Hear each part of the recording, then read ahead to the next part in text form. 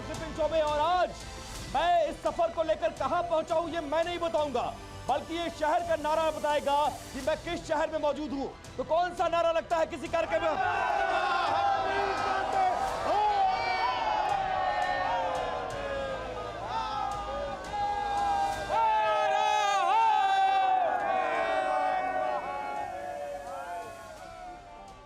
तो आपको बताने की जरूरत नहीं है कि मैं दुनिया के सबसे प्राचीन शहर बाबा विश्वनाथ की नगरी और देश के प्रधानमंत्री नरेंद्र मोदी के लोकसभा क्षेत्र वाराणसी के 80 घाट पर मौजूद हूं। और मेरे साथ वो तमाम लोग हैं जो इस बार के चेहरे हैं चुनाव में और अपनी अपनी पार्टीज को रिप्रेजेंट करेंगे, उनका परिचय कराएंगे। और एक बड़ी तादाद में जनता है, तो वाराणसी वालों जरा जोरदार तालियां बजाकर अपना स्वागत करिए। और पता चलना चाहिए कि वाराणसी में इस बार के लोकसभा चुनाव में जोश और उत्साह कितना ज्यादा है।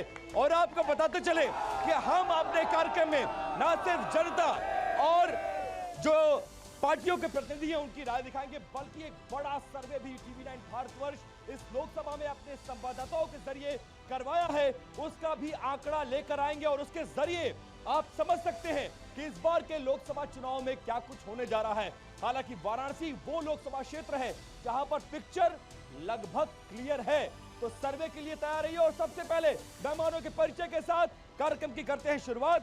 बीजेपी का पक्ष रखने के लिए हमारे बीच आ चुके हैं श्री अशोक पांडे जी, जो कि प्रदेश प्रवक्ता है भारतीय जनता पार्टी के। जोरदार तालियों से स्वागत करिए। और समाजवादी पार्टी का पक्ष रखने के लिए डॉक्टर बहादुर यादव, पूर्व मंत्री उत्तर प्रदेश सरकार रहे हैं और समाजवादी पार्टी का पक्ष रखेंगे। इनके लिए भी तालियां बजनी चाहिए, अपनी पार्टी का पक्ष रखेंगे। साथ में संजीव सिंह, जो कि इस बार अलायंस में चुनाव लड़ रहे हैं और ये सीट कांग्रेस के कोटे में चली गई है। कांग्रेस का पक्ष रखने के लिए संजीव सिंह जी। और इसके अलावा बसपा से सुभाष चंद्र माझी, जो कि वाराणसी के पूर्व मंडल कोऑर्डिनेटर हैं और पूर्व मेयर प्रत्याशी भी हैं, ये भी अपनी पार्टी का पक्ष रखने के लिए आए हैं। अशोक जी, आपसे शुरुआत करता हूं। आप सत्ता में हैं, 2 बार से आप इस चुनाव को जीत रहे हैं, बहुत कुछ करने की कोशिश की गई है। मैं ये नहीं पूछूंगा क्या क्या किया, क्योंकि जिस घाट पर हम खड़े हैं यहीं से समझ में आ रहा है क्या हुआ है। लेकिन ये बताइए क्या बाकी रह गया है जो और करना चाहेंगे, ये बताइए।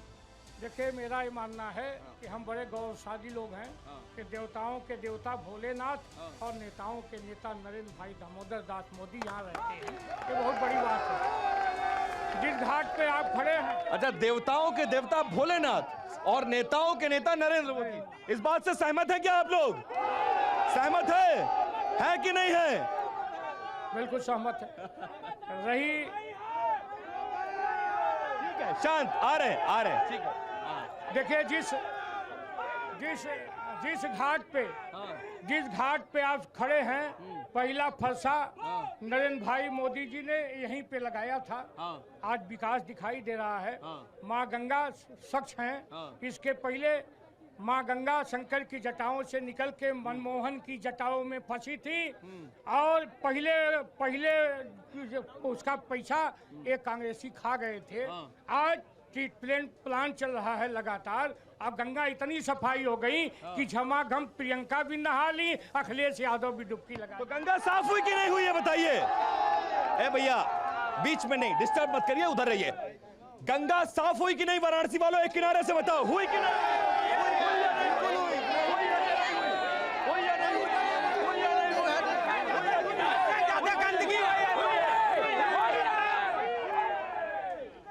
ये कह रहे हैं तमाम नेता आते हैं यहाँ डुबकी लगाते हैं, गंगा साफ हो गई, वाराणसी का कायाकल्प हो गया, बहुत कुछ बदल गया। क्या बदला आप बताइए जरा अपनी नजरों से। और अगर इतना बदला तो चुनावी मैदान में ये सीट कांग्रेस को क्यों दी आपने? हिंदुस्तान परंपराओं का देश है और परंपरा के तहत गंगा अगर मैली भी रहती है तो उसमें लोग डुबकी लगा लेते हैं। हमारे पार्टी के कुछ नौजवान सिर के हैं, राजेश यादव और अमन जी, जिस तरीके से विकास और टोटो बनारस में बनाने का बात आदरणीय प्रधानमंत्री जी ने किया था, अभी सिर में चले जाइए, चूंकि ये नगर निगम में आया है। इतना क्या नहीं हुआ वाराणसी में 10 साल में, जरा ये बताइए। किस आधार पर आपके गठबंधन को जनता वोट करे और कैसे हराएंगे प्रधानमंत्री नरेंद्र मोदी को? नौजवान बेरोजगारी के कतार में खड़ा है। 2014 में प्रधानमंत्री नरेंद्र मोदी ने नारा दिया था कि 2 करोड़ लोगों को हर साल रोजगार सरकार देंगे। अचानक नोटबंदी करके देश के नौजवानों को, आपकी बात को आगे बढ़ाता हूं, आपकी बात को आगे बढ़ाता हूं और सुनिए सुनिए सुनिए सुनिए, इन्होंने बेरोजगारी का मसला उठाया है, लेकिन वाराणसी वालों के लिए बेरोजगारी कितना बड़ा मुद्दा ये पूछ लेते हैं। बेरोजगारी इस चुनाव में मुद्दा है कि नहीं है?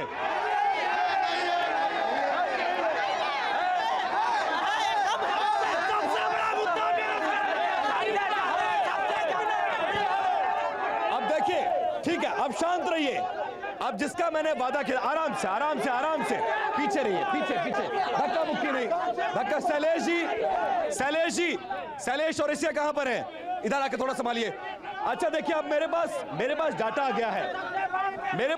गया है, वो डाटा वाराणसी लोकसभा चुनाव को लेकर क्या कहता है। वो डाटा बहुत ज्यादा इंपॉर्टेंट है और ये सर्वे बता देगा कि इस बार के लोकसभा चुनाव में वाराणसी में क्या होने जा रहा है। वाराणसी में जो हमने सर्वे किया उसमें ओवरऑल 69% जनता ने बीजेपी को वोट किया है और यह कहा है कि 69% लोग इस बार के चुनाव में बीजेपी को वोट कर रहे हैं। कांग्रेस गठबंधन को 23% वोट मिल रहे हैं, बीएसपी को महज 4% वोट मिल रहा है और अदर्स को 4% वोट मिल रहा है।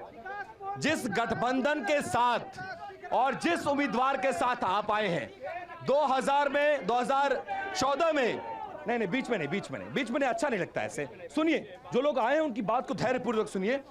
2014 में 75,000 वोट, 2019 में लगभग 1.5 लाख वोट, और सपा कांग्रेस बसपा तीनों का भी वोट मिला लिया जाए, इस बार तो आप गठबंधन से इनसे अलग हो गए हैं, अगर तीनों का वोट मिला भी लें तो भी आप उस आंकड़े के आसपास नहीं भटकते हैं जो प्रधानमंत्री नरेंद्र मोदी को वाराणसी वाले 2 बार से दे रहे हैं। कैसे लड़ेंगे चुनाव? देखिए, ये जो सब्जबाग आपने अभी दिखाया, उसका सबसे बड़ा, मैंने कोई सब्जबाग नहीं, मैंने सत्य बताया। सत्य कहा कि नहीं कहा? मैंने सत्य कहा कि नहीं? अगर आप बोलने नहीं देना चाहते तो मुझे आपके चैनल पे मैं यहीं बाइकाट करूंगा। अगर सवाल पूछते आप धैर्य रखिए, 1 मिनट पूरा दिया आपको। धैर्य रखिए, पूरा धैर्य है सर। जिस तरह से आपने भारतीय जनता पार्टी के प्रवक्ता को सुनने का धैर्य रखिए। ठीक है, यहाँ पे आचार्य विनोबा भावे, जयप्रकाश नारायण की तपोस्थली को ध्वस्त किया गया।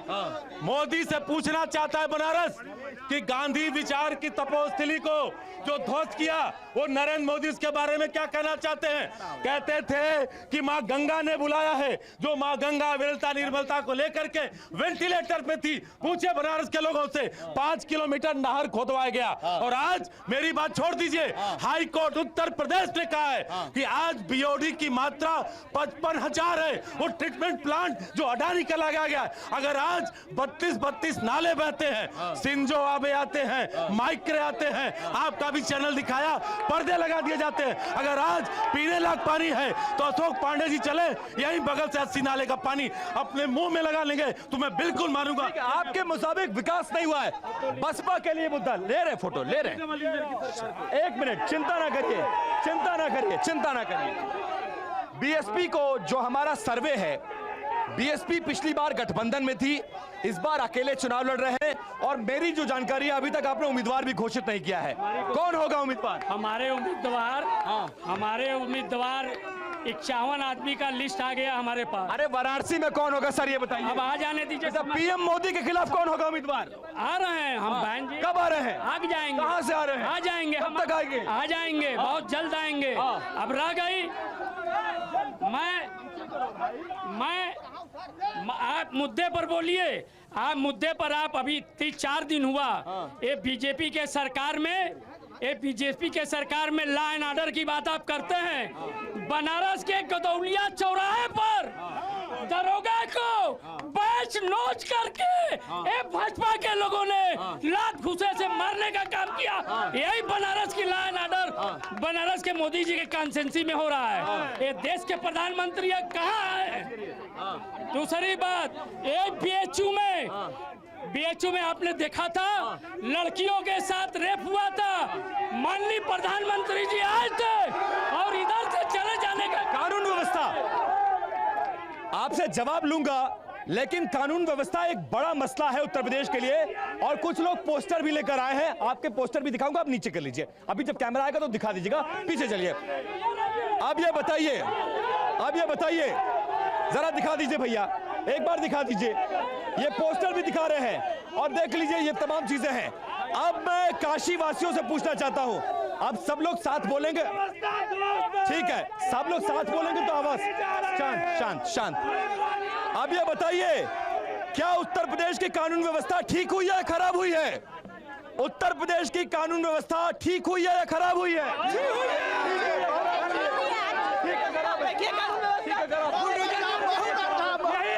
समाजवादी पार्टी कानून व्यवस्था ठीक है खराब है? अब जनता के पास आऊंगा, ठीक है, दिखा दिया मैंने, भैया दिखा दीजिए, ठीक। अब देखिए मेरे पास अगला डाटा आ गया है और अगला डाटा, एक मिनट शांत, एक मिनट शैलेश जी जरा शांत कराइए। अगला डाटा देखिए मेरे पास जो आया है वो क्या कहता है, मुसलमान वाराणसी के लोकसभा चुनाव में 2024 में किस पार्टी को सबसे ज्यादा वोट कर रहा है या किस गठबंधन को सबसे ज्यादा वोट कर रहा है। तो मेरे पास जो आंकड़े आए हैं, बीजेपी को वाराणसी में 19% से ज्यादा मुसलमान वोट कर रहा है, लेकिन लेकिन लेकिन लेकिन आगे सुनिए, आगे सुनिए, आगे सुनिए, आगे सुनिए, कांग्रेस को 67%, 67% से ज्यादा मुसलमान वोट कर रहा है, बीएसपी को 6%, अदर्स को 8%। ये लोग कह रहे हैं, एक मिनट उनको पीछे करिए, ये लोग कह रहे हैं कानून व्यवस्था एक बड़ा मसला है, लॉ एंड ऑर्डर संभल नहीं रहा है और विकास वैसा नहीं हुआ जैसा होना चाहिए। देखिए, शांत कराइए, शांत करिए, देखिए पीछे करिए, शांत करिए, बोलिए बोलिए, कोई देखिए आवाज नहीं जा रही, आप बोलिए। समाजवादी पार्टी के शासन में उत्तर प्रदेश में अपराध का गुंडा राज था, एक नारा लगता था। लोग ये कह रहे हैं कि बीएचयू कांड जो हुआ, एक दरोगा की वर्दी फाड़ दी गई, ये चीजें इस सरकार में हो रही हैं, इसलिए सवाल उठ रहे हैं आपके ऊपर। देखिए सवाल इसीलिए उठ रहे हैं कि वो उनकी सरकार थी जो लोगों ने गुंडागर्दी को, इन लोगों ने अपराध का राजनीतिकरण कर दिया था। उत्तर प्रदेश में नारा लगता था, जिस गाड़ी में सपा का झंडा, समझ लो उसमें बैठा गुंडा। जब से हमारी सरकार आई है, मुलायम सिंह जी उत्तर प्रदेश के मुख्यमंत्री थे, अखिलेश यादव और अतीक अहमद अपना कुत्ता लेके चढ़ा मंच पे, तो नेताजी हाथ मिला रहे थे कुत्ते से। आज अपराधी कुत्ते की तरह भाग रहा है हमारे शासन में। इन्होंने दो बातें कही हैं, इन्होंने दो बातें कही, चिल्लाएंगे तो बात नहीं आएगी, थोड़ा पीछे हो जाइए, चिल्लाएंगे तो बात नहीं आएगी, चिल्लाएंगे तो बात नहीं आएगी, आराम से आराम से। अच्छा ये बताइए, वाराणसी के साथियों, वाराणसी की जनता, मेरा सवाल आपसे है, इन्होंने अतीक और मुख्तार का मसला उठाया, क्या इस चुनाव में अतीक और मुख्तार कोई मुद्दा है क्या? कोई मुद्दा है? अच्छा आप लोग यहाँ घूमने आई हैं, मुझे ये बताइए कानून व्यवस्था अखिलेश यादव के राज के कंपैरिजन में योगी राज में बेहतर हुई है या खराब हो गई है? काफी सही हुआ है, लॉ एंड ऑर्डर काफी पहले मतलब अखिलेश यादव की सरकार में बहुत ज्यादा गुंडागर्दी चलता था, अब उस लोगों को, उन लोगों को छोड़ा नहीं जा रहा था, इन लोगों को देखा नहीं जा रहा है। किस सरकार में ज्यादा सेफ फील करती हैं, समाजवादी पार्टी की सरकार में या अखिलेश यादव की सरकार में? बीजेपी बहुत सेफ है, हम लोग बीएचयू में पढ़ते हैं। ये कह रहे हैं मुख्तार और अतीक एक बड़ा मसला है, और जब समाजवादी पार्टी की सरकार थी तो मंच पर अतीक अहमद रहते थे और उनके कुत्ते से हाथ मिलाते थे मुलायम सिंह यादव। अब सिनेरियो बदल गया, क्या लग रहा है आपको? देखिए किस मुद्दे को लेकर चुनाव में है, क्या कहकर वोट मांग रहे हैं? आज ये सारे मुद्दे चुनाव से भटकाने के लिए उठ रहे हैं। सबसे बड़ा सवाल इस देश में भ्रष्टाचार। इसके बाद बेरोजगारी और महंगाई पर बात करेंगे, लेकिन शांति का परिचय दीजिए, ठीक है? मैं आ रहा हूं आपके पास। अच्छा थोड़ा सा पीछे हो जाइए भाई, थोड़ा पीछे भैया, थोड़ा हाँ, थोड़ा पीछे होइए थोड़ा। अब बेरोजगारी और महंगाई पर बात करने जा रहे हैं, लेकिन शांति धैर्य के साथ सुनिएगा। बेरोजगारी और महंगाई कोई मुद्दा है कि नहीं है, ये बताइए विपक्ष के लिए। क्या ये मुद्दा है, एक बड़ा मुद्दा है, और इसको लेकर आप वाराणसी के लोकसभा चुनाव में जनता के बीच जा रहे हैं? भ्रष्टाचार भी बहुत बड़ा सवाल है इस देश में। आज ही रोज अखबार के मोटे मोटे अक्षरों में हिंदुस्तान का प्रधानमंत्री बोल रहा है कि देश को भ्रष्टाचार मुक्त कर दूंगा, लेकिन आज मैं आपसे कहना चाहता हूँ, आप लोकतंत्र के चौथे खंभे हैं, हिंदुस्तान में आजादी के बाद अधिकारियों में जितना भ्रष्टाचार मचा है उतना भ्रष्टाचार। ये कह रहे भ्रष्टाचार पे चुनाव लड़ेंगे, लेकिन जो यहाँ का सिनेरियो नजर आता है उसमें प्रधानमंत्री के खिलाफ आपको नहीं लगता कि एक मजबूत उम्मीदवार उतरना चाहिए था जो प्रधानमंत्री पद का कंटेंडर हो? विपक्ष के बाद अब तक वो चेहरा नहीं आया है। जैसे बीजेपी ने घोषित कर दिया, आप बार बार डिस्टर्ब कर रहे हैं, पूरे टाइम बोलेंगे तो कैसे आवाज आएगी? आएंगे, आ रहे हैं ना, धैर्य रखिए, आधे घंटे का कार्यक्रम है। प्रधानमंत्री के चेहरे के बदले आप चेहरा नहीं दे पाए हैं। क्या नहीं लगता कि राहुल गांधी को ऐसा चुनाव लड़ना चाहिए था तो विपक्ष की आवाज थोड़ी मजबूती से जाती?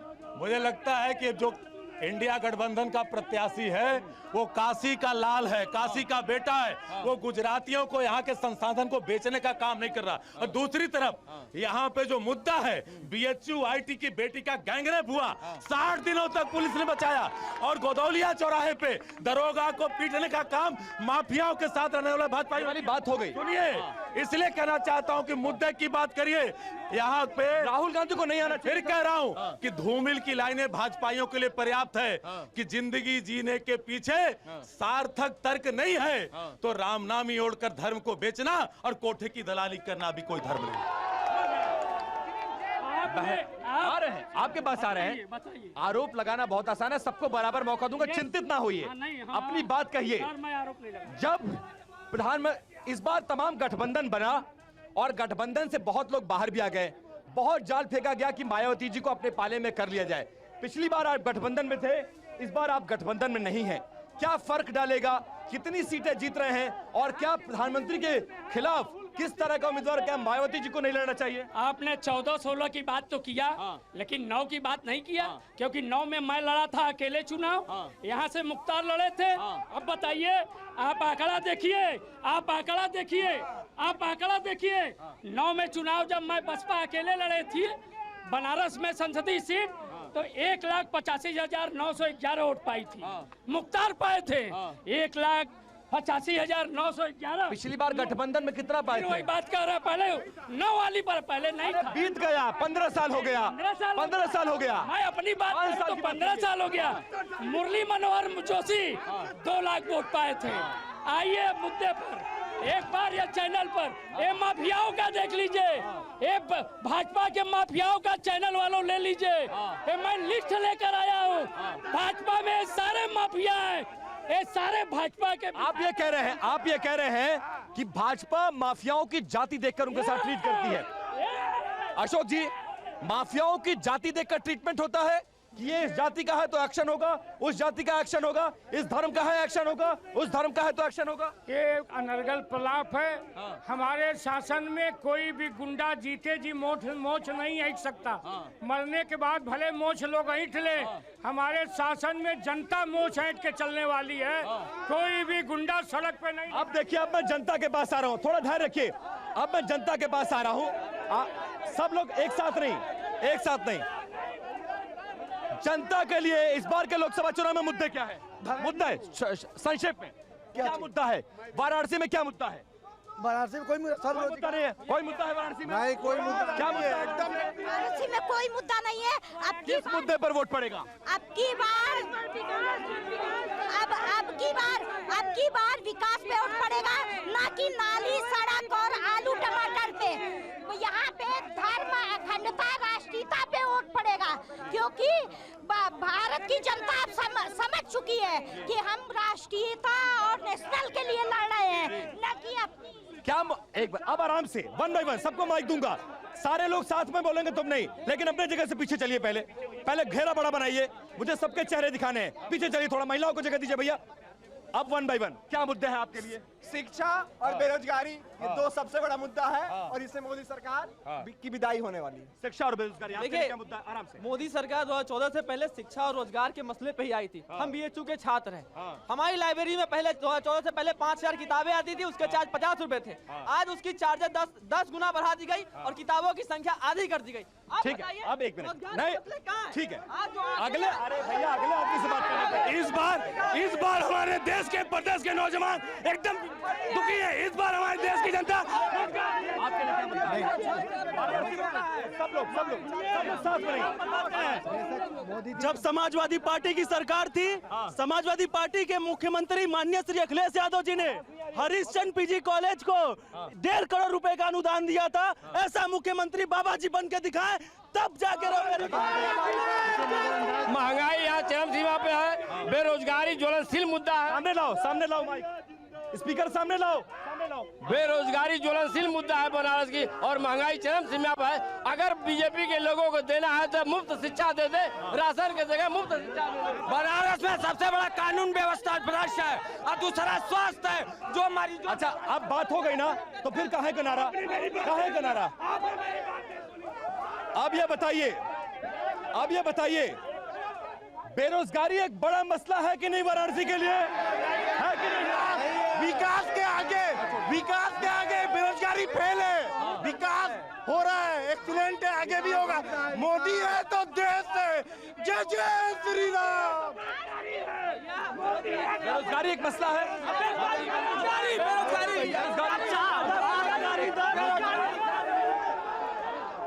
छात्रों का एक संगठन आया है और ये लोग बेरोजगारी पर और कानून व्यवस्था पर सवाल उठा रहे हैं। क्या जवाब देंगे? क्या देश में बेरोजगारी कम हुई है कि नहीं? वाराणसी में रोजगार देने के लिए क्या किया आपने? देखिए, बिल्कुल बेरोजगारी घटी है। सबसे बड़ी बात है, उत्तर प्रदेश में जहां खड़े हैं वहां पहले 12वां नंबर पे उद्योग लगाने में लोग थे, आज दूसरे नंबर पे उद्योग लगाने में उत्तर प्रदेश है। आज उत्तर प्रदेश में हर आदमी उद्योग लगाना चाहता है। उस समय इंस्पेक्टर राज हमने खत्म किया है। आज बाहरी इन्वेस्टर्स आके उत्तर प्रदेश में लगाना चाहते हैं। बनारस में जब से कॉरिडोर बना है तब से रिक्शा वाले, टेम्पो वाले, ठेला वाले, होटल वाले, नाव वाले, सारे व्यवसायी, यहाँ की आर्थिक व्यवस्था अमेरिका से ऊपर गई है। आप आंकड़ा लगा के देख। ठीक है, अब मेरे पास आंकड़ा आ गया है ओबीसी का। अब ओबीसी वोटर्स का आंकड़ा आया है और यह आंकड़ा बहुत दिलचस्प है। जिसके पक्ष में रहेगा वो भी सुनिएगा और जिसके पक्ष में नहीं रहेगा वो भी सुनिएगा। बीजेपी को 2024 के लोकसभा चुनाव में वाराणसी से 80% से ज्यादा ओबीसी वोट मिलता हुआ नजर आ रहा है। कांग्रेस को 16%, बीएसपी को 2%, अदर्स को 2%। आपकी ताकत ओबीसी वोट बैंक है, माइनॉरिटी है। माइनॉरिटी आपके साथ इंटैक्ट है, कुछ परसेंट बीजेपी में जाती हुई नजर आ रही है, लेकिन ओबीसी आपसे नाराज क्यों सर्वे में दिख रहा है, ये समझ में नहीं आ रहा है। क्या आपके पास मुद्दे नहीं है? क्या आपके पास लीडर नहीं है? क्या आपके पास चेहरे नहीं है? या लगता है कि पीएम मोदी के चेहरे के सामने ये तमाम चीजें छोटी हो गई? अब चुनाव का बिगुल बज गया है और महाभारत की लड़ाई शुरू हो गई है। यह सरासर कहना गलत है। चुनाव में जब नतीजे आएंगे तो काशी के सरजमी पर चौंकाने वाले नतीजे होंगे। इससे ज्यादा मैं कुछ नहीं कर सकता। ठीक है, अच्छा, सब लोग लगातार नहीं, पहले पीछे हटिए, पहले पीछे हटिए, थोड़ा पीछे हटिए, थोड़ा सा पीछे हटिए, थोड़ा सा पीछे हटिए। ठीक है, अब मुझे ये बताइए, जो आंकड़े आ रहे हैं उसमें बहुत हद तक डेंट मिल रहा है आपको। कैसे जीतेंगे वाराणसी? क्या कांग्रेस यहां पर सिंबॉलिक इलेक्शन लड़ रही है? जो आंकड़े सीएसडीएस के आए वो भाजपा के गाल पे तमाचा है। इस देश का सबसे बड़ा मुद्दा बेरोजगारी है, महंगाई है। 57% हिंदुस्तान का नौजवान और जनता कह रही है कि बेरोजगारी, महंगाई पे फेल है, भ्रष्टाचार है। और यहाँ पे जो आप सब जवाब बना रहे हो हिंदुत्व के मुद्दे पे 2%, और ये जो डंका बज रहा है उस पे 2%। नरेंद्र मोदी बनारस से चुनाव हारेंगे, इंडिया गठबंधन की सरकार बनेगी। आपके पास आ रहा हूं। अच्छा, ये बताइए, आ रहा हूं आपके पास, आ रहा हूं, चिंतित ना होइए। ये बताइए, प्रधानमंत्री नरेंद्र मोदी ने वाराणसी का विकास किया है कि नहीं किया है? भारत में मोदी योगी जिंदाबाद। और मोदी योगी का नाम हो गया छोटे वाले बड़े वाले, छोटे वाले का नाम हो गया योगी। माननीय प्रधानमंत्री जितना विकास किया है आज तक किसी प्रधानमंत्री ने उतना विकास नहीं किया है। और माननीय मुख्यमंत्री जी ने इतना विकास किया है आज तक उत्तर प्रदेश में कभी विकास नहीं हुआ। माननीय प्रधानमंत्री जी इस बार 5 लाख वोटों से विजयी होकर जाएंगे बनारस की जनता से। अजय राय कोई मसला है? कांग्रेस कोई मसला है? कांग्रेस अंतिम यात्रा कर रही है, अपने जीवन की राजनीति की अंतिम यात्रा है कांग्रेस पार्टी की। कोई चैलेंज है कांग्रेस में या बीजेपी के लिए? नहीं, कोई चैलेंज नहीं है। एक मिनट, आप बोल चुके हैं, एक आदमी को एक बार मौका। सर इस समय मुद्दा सिर्फ कुर्सी की है। सोने की चम्मच लेकर पैदा हुए सर। कौन सोने का चम्मच लेकर पैदा हुआ? टोपी चाहिए। कौन सोने का चम्मच लेकर पैदा हुआ? नाम बताइए, नेताओं का नाम बताइए। बाल राजकुमार, सभी राजकुमार। आज मुद्दा कोई नहीं है, स्वच्छ भारत है। आप रामनगर देख। ऐसा करेंगे? नहीं आऊंगा ऐसे। ये बनारस का विकास मोदी जी ने बखूबी किया है, लेकिन बेरोजगारी भी उन्हीं ने बढ़ाया है। जबरदस्ती नहीं होगा, शांति से परिचय, शांति का परिचय दीजिए। बीच में नहीं। ये मोदी की गारंटी है। आएंगे पीछे। कोई छात्र नहीं है इसमें, काशिंदो विश्वविद्यालय कोई छात्र इनका काट सकते। अगर बोला जा रहा है तो हम कह रहे हैं कि ऑटो वाले। आप क्या कहना चाह रहे हैं? हम यही कहना आज सीमा में रहिए, अपनी सीमा में रहिए। बोलिए। मैं यह कहना चाहता हूँ कि मैं यह कहना चाहता हूँ मैं कह रहा हूँ कि गंगा जी में आज भी नाली, आज भी बड़ा नाला गंगा जी में बह रहा है। और मैं यहाँ पे जन्म लिया हूँ, निषाद समाज से आता हूँ। जितना मैं गंगा जी के बारे में जानता हूँ शायद उतना मोदी जी नहीं जानते होंगे। मैं जानता हूँ आज भी गंगा जी गंदी नहीं होगी। हमारे साथ हमारे पास देखिए अब SC ST का आंकड़ा गया है। वो आंकड़ा बहुत ज्यादा इंपॉर्टेंट है। उस आंकड़े को आपको दिखाते हैं। SC ST वोटर्स में 2024 के लोकसभा चुनाव में बीजेपी को 30% वोट मिलता नजर आ रहा है, कांग्रेस गठबंधन को 19%, BSP को 39%, अदर्स को 12% मिल रहा है। आप लोग थोड़ा पीछे हो जाइए और चिंता ना करिए। आवाज उठाना इस तरह से ये बनारस के लोग ऐसे बिहेव करते हैं, जो है ऐसे सपा की सरकार है, सपा के खरीदे में चमचे ये माहौल को बिगाड़ रहे हैं। ये सारे बेरोजगार सपा के लोग हैं। मैं निवेदन करूंगी कि पढ़ने का भैया होना चाहिए। अच्छा ये बताइए, बनारस में ऐसे बर्ताव करते हैं क्या लोग? कौन लोग हैं? ये लोग जाहिल है। सपा के चमचे हैं, माहौल बिगाड़ना चाहते हैं, खरीदे हुए टट्टू हैं। ऐसे ही बर्ताव करते हैं लोग। पढ़े लिखे नहीं है ये लोग, पढ़े लिखे नहीं है ये लोग, यही सब करने आते हैं, पढ़े लिखे नहीं है। सबको हटाओ, आम आदमी लाओ, आम आदमी लाइए, सबको हटाइए, आम आदमी पढ़े लिखे गवार है सब। हम लोग दिल्ली से चल कर आए हैं आपके शहर में बहस करने के लिए। ये लोग तो गुंडागर्दी भी तो समाजवादी पार्टी की गुंडाई है, इसीलिए नारा लगता था। जिस गाड़ी में सपा का झंडा समझ लो उसमें बैठा गुंडा। कोई गुंडाई करेगा तो उसे बर्दाश्त नहीं किया जाएगा। इसमें कोई दो राय नहीं है।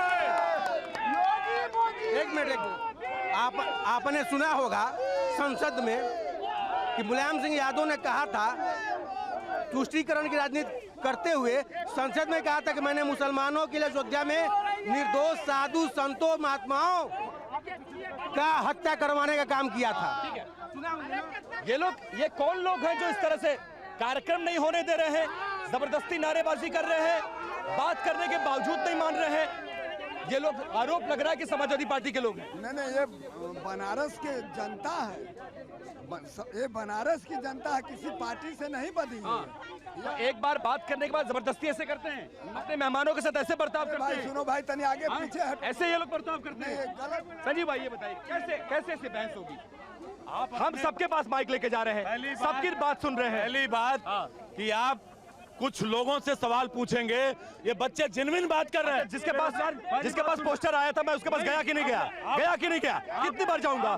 मेरे चैनल का फॉर्मेट है, फॉर्मेट कैसे चैनल, जब आपका चैनल बच्चों का सवाल नहीं पूछेगा, ये बीएचयू के छात्र है, अपनी बहन की बार एक ही बात को कितनी बार कहेंगे? कितनी बार क्यों नहीं पूछेगा? जो सरकार बाकी लोगों को मौका देंगे कि नहीं देंगे? जो सरकार रोजगार देने की बात करती है और रोजगार नहीं दे पा रही, उस पर सवाल नहीं पूछेंगे। जो गुंडागर्दी करा रही है, अच्छा सवाल नहीं पूछेंगे, गुंडागर्दी करेंगे, हाथापाई करेंगे, गाली गलौज करेंगे, मारपीट करेंगे, यही व्यवस्था है। ये भाजपा ही करते हैं। यूपी पुलिस के दरोगा को मारा है, क्या सवाल जवाब है? यहाँ पे गैंगरेप किया है, कहीं बुलडोजर गया। बहन जी के सरकार में उमाकांत सांसद थे और बहन जी ने लखनऊ में अपने कार्यालय पर बुलवा करके एसएसपी को फोन करके वो महिला चली गई बहन जी किया और बहन जी ने उमाकांत को बुलवा। लेकिन जनता ने क्यों नकार दिया आपको? 203 विधायकों वाली पार्टी एक विधायक पर टिक गई, क्यों? कभी नकारने जा रही है भाजपा। मोदी जी हार रहे बनारस से, इसलिए सुन लीजिए। मैं आ रहा हूँ आपके पास, आप थोड़ा पीछे। अच्छा नहीं, आप पीछे चलिए, पहले थोड़ा सा पीछे। आप बोल चुके हैं पीछे। अच्छा आ रहे थोड़ा पीछे। धक्का मुक्की नहीं, पीछे आ रहे हैं आपके पास। माननीय प्रधानमंत्री जी हमारे जो है आज जो है 2014 से लेकर के 24 तक सरकार हो गई है। 10 साल हो गया, कोई विकास नहीं हुआ। पहले बात सुनिए, इतना समय नहीं, 2 मिनट समय नहीं।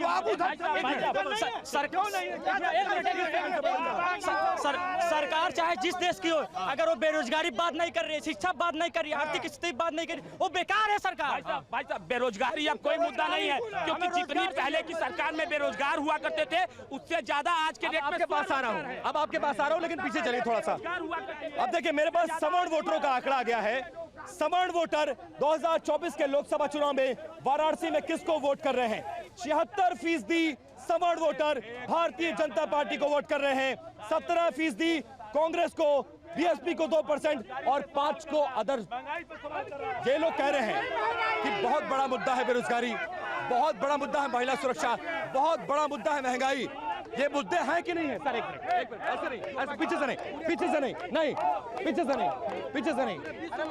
से नहीं। देखिए बेरोजगारी कोई मुद्दा नहीं है। कांग्रेस के लोग फर्जीगिरी कर रहे हैं। अभी राहुल गांधी आए थे, उन्होंने कहा कि बनारस के नौजवान नशेड़ी हैं, अपने महुआ बिन रहे थे और दूसरे को नशेड़ी कहते हैं, जो खुद नशे में चूर है। महंगाई के मुद्दे पर मैं बोल रहा हूँ, पूरे विश्व के अंदर जो महंगाई है, चाहे वो पाकिस्तान हो या अदर कंट्री हो, उस हिसाब से पाकिस्तान, बांग्लादेश, अफगानिस्तान, श्रीलंका, उसके हिसाब से भारत में महंगाई बहुत कम है, बहुत बढ़िया है, बहुत कम है। अच्छा ये बताइए वाराणसी, अच्छा आ रहे भैया, आ रहे। वाराणसी का कॉरिडोर बनने से वाराणसी वाले खुश है कि नहीं है? खुश है कि नहीं? इधर दिखाइए, खुश है कि नहीं?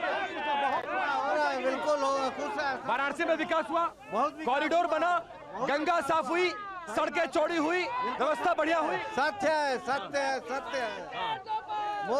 अब की बार 400 पार, अब की बार बनारस में 400 पार, अब की बार 400 पार।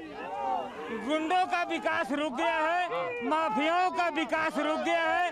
अगर विकास किसी का हुआ है तो निश्चित रूप से काशी का हुआ है, लेकिन गुंडों माफियाओं का सर्वनाश हुआ है। इस नाते गुंडे और माफिया पार, अब की बार 400 पार। जाति जनगणना की यहाँ बात हो रही है। मैं गठबंधन के प्रत्याशियों से ये जो प्रतिनिधि उनसे पूछना चाहता हूँ, ये स्पष्ट कर दें कि जिन जनगणना के बाद जिनकी जाति सबसे ज्यादा होगी वो कहेंगे कि राहुल गांधी प्रधानमंत्री नहीं बनेंगे और अखिलेश यादव मुख्यमंत्री नहीं बनेंगे। जिनकी गणना ज्यादा होगी उस जाति से। फिर से आपका सवाल नहीं समझा मैं। जनगणना के बाद राहुल गांधी ये पहले से घोषित करेंगे कि जनगणना कराएंगे। ये जनता की तरफ से सवाल आया है। जातीय जनगणना एक बड़ा मसला है। ये लोग कह रहे हैं कि जातीय जनगणना के बाद अगर सरकार बन जाती है, गारंटी क्या है कि कौन प्रधानमंत्री बनेगा? आपका चेहरा कौन है? किसके चेहरे पर देश वोट देगा? ये बताइए। बिल्कुल, आपको और आपके दर्शकों के लिए जानकारी के लिए दे दूं कि अमेरिका का चुनाव नहीं है कि बाइडेन वर्सेस ट्रंप हो रहा है। इस देश का नागरिक 2009 में अरे सुनिए पहले बात, आप बात मेरी सुनिए। 2009 में क्यों घोषित किया था मनमोहन सिंह ने? सुनने का क्षमता रखिए। इस देश का नागरिक सांसद चुनता है और जो सांसद चुनकर संसद में जाता अपने नेता का चयन करते हैं और वहां पे जिस दल का फिर जनगणना की बात कैसे होगी? जिसकी जाति सबसे ज्यादा होगी वो प्रधानमंत्री होगा, वो मुख्यमंत्री होगा। आप पहले घोषित करिए कि राहुल गांधी हमारे प्रधानमंत्री प्रत्याशी नहीं है। जिस जाति के नीतीश कुमार के साथ लोगों ने धोखा किया, जिस दल के सांसदों की संख्या ज्यादा होगी उसका नेता प्रधानमंत्री बनेगा और बिल्कुल जाति जनगणना होगी। अगर आपको चोट लगती है विपिन जी तो आप कोई चोट नहीं लग रही है। सुनिए ना, मुझे कोई चोट नहीं लग रही है। हम आपकी भी बात कर रहे हैं, जनता की बात कर रहे हैं। हिंदुस्तान को चोट लगी है और उसका एक्सरे आएगा तो मालूम चलेगा कि उसको जो बैंडेड लगेगा कि प्लास्टर लगेगा। चेहरा नहीं बता पा रहा है विपक्ष और कह रहा है कि हम बनारस में देश में चुनाव लड़ेंगे। मुंगेरी लाल के हसीन सपने देख रहे हैं, उसमें हीरो थे रघुवीर यादव, उसमें मुलायम सिंह यादव हैं। जनता गा रही है चलो दिलदार चलो 405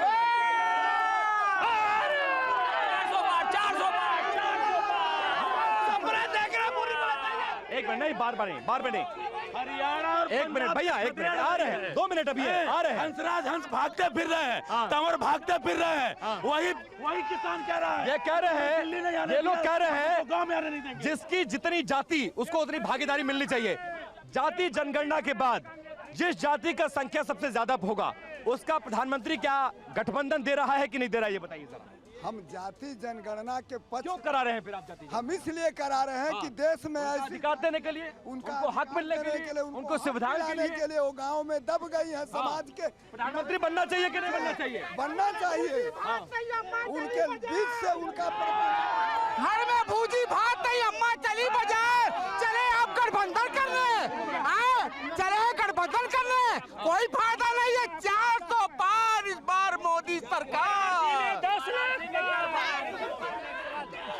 सन 2011-12 में हमने देखा है एग्जाम्पल, वो अपराध समाजवादी पार्टी ने किया है। जो महीनों लोग दौड़ते थे, थाने मुकदमा नहीं लिखा जाता था समाजवादी पार्टी की सरकार में। और जाति जनगणना तथ्यात्मक नहीं है, लेकिन युवाओं का रोजगार एकदम तथ्यात्मक है। मोदी जी ने युवाओं को बेरोजगार कर दिया, प्राइवेट। हमारे यहाँ कोई बेरोजगार, सभी लोग स्वरोजगार हैं, सभी लोग अपना धंधा कर रहे हैं, चाहे वो युवा वर्ग है चाहे वो बड़े वर्ग है, वो सारे लोग। और मेरा एक सवाल ये है कि अगर आप लोगों की सरकार में इतनी दम है तो आपको गठबंधन की जरूरत। लास्ट कमेंट, एक मिनट, लास्ट कमेंट, अंतिम कमेंट। देखिए निश्चित है कि 400 पार होगा, इसमें कोई दो राय नहीं है। अंतिम कमेंट, अंतिम वाक्य। ये लोग 150 से ऊपर नहीं बढ़ेंगे। अंतिम कमेंट, लास्ट कमेंट। 41 दलों वाले 400 पार नहीं, पार्लियामेंट पार करेगी जनता। अंतिम वाक्य बताइए। क्लोजिंग कमेंट जल्दी से, 30 सेकंड है मेरे पास। हाँ बताएं। 30 सेकंड में बताइए क्लोजिंग कमेंट क्या है। जाते जाते वाराणसी वालों के लिए क्या कहेंगे? वाराणसी को जाते जाते यही कहेंगे कि अपने विवेक से अगर बहन जी को चुनते हैं, अगर बहन जी पहले उम्मीदवार तो दीजिए। अरे नियुक्तियों का भरमार हो जाएगा। तो देखिए वाराणसी से पब्लिक पोल में आज सिर्फ इतना ही। सीधे लिए चलते आपको स्टूडियो और वक्त तो चला है पब्लिक पोल में जनता बोल का।